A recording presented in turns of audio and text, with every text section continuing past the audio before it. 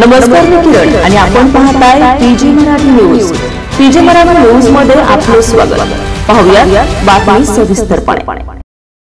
अनंत विभूषित जगद्गुरू श्री स्वामी नरेंद्राचार्यजी महाराज यांच्या 5 उपपीठा नागपूर, मराठवाडा, तेलंगणा, नाशिक आणि मुंबईवरून पायदिंडीचे आयोजन करण्यात आले.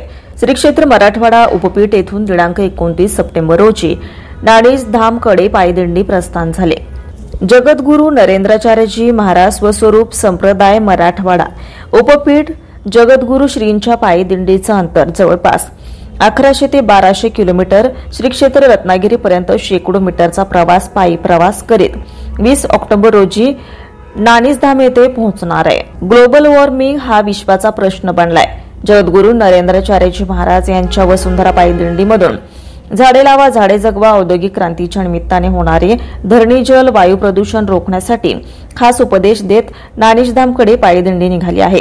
वसुंधरा पायदिंडीमध्ये केवळ संदेशच न देता नरेंद्राचार्यजी कृतीतूनही संदेश देण्याचा प्रयत्न केला आहे. हजारो लोकांची खाण्यापिण्याची, राहण्याची, आंघोळीची सोय करताना अनेक पर्यावरणाला काहीही हानी होणार नाही याची काळजी घेतली जात आहे. वसुंधरा पायदिंडीमध्ये प्रशासनाला नियमानुसार अनेक ठिकाणी वसुंधरा पायदिंडीची राहण्याची व्यवस्था केली आहे.